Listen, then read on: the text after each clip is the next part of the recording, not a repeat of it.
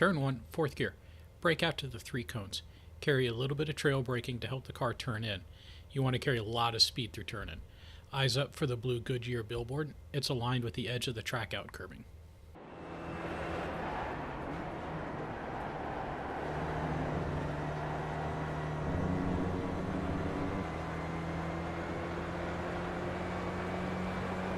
Turn 3, third gear.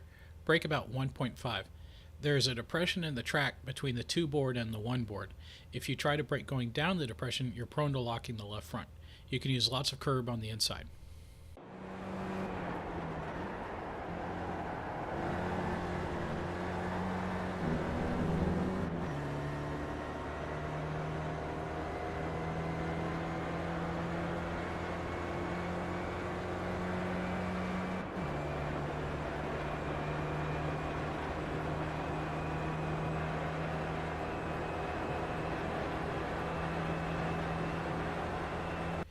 Turn 5, third gear. Point the car so that it'll stay in a straight line through the braking zone and end up on the curbing at turn-in. Brake at the 2 marker and beware of the depression in the curbing after the 1 marker. It's easy to lock a wheel there. Try to use a bunch of the curb on the inside.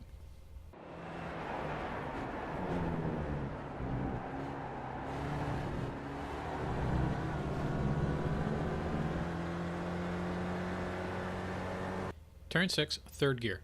Brake about a car length in front of the overpass and turn in as you clear the wall on the right. Again, use lots of curb on the inside. The end of the tree line on the outside of the corner is a good visual reference.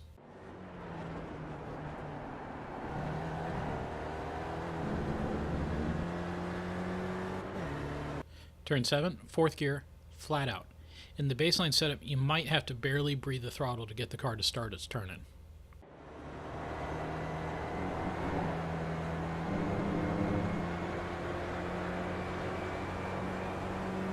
Turn 8, third gear. Brake at the 2 marker. The track is slightly banked down at the apex and the car does tend towards oversteer here.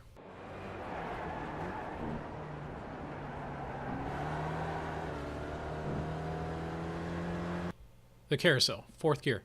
The radius in the carousel opens up about halfway and then tightens slightly for the second half. There's also a significant amount of camber in the first portion that then quickly falls away as you climb the small rise. The car does tend towards oversteer as you clear that rise. There are 3 good reference points. The first is the beginning of the concrete wall on the inside. You should be at full power by that point. The second reference is the lone tree on the outside. It's lined up pretty well with the beginning of the inside curbing. And the third reference is the porta potty. It's just before the beginning of the track out curbing. The track is off camber at the track out curbing, and the first portion of the track out curbing is heavily off camber, so those 2 things will try to suck you off track if you track out too soon.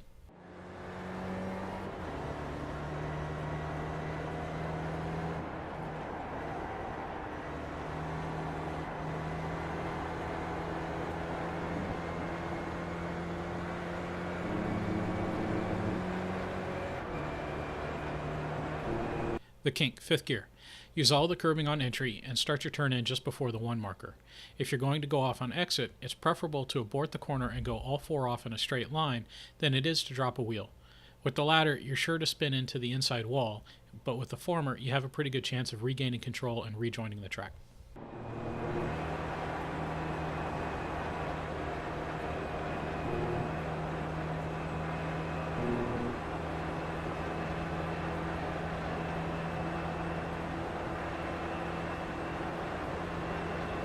Turn 12, Canada, 3rd gear. Brake at the 3 marker. The track is off camber at apex, so it's easy to miss the apex.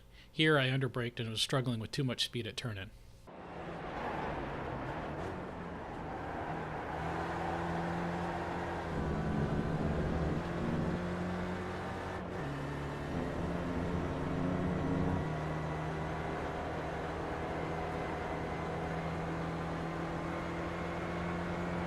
Turn 14, 3rd gear. This is the most important corner on the track. Like turn 5, try to have the car pointed in as straight a line as possible prior to braking. Brake just before the 2 marker and be aware of the bump at the end of the surface transition. Back to full power before apex and again use lots of curb on the inside.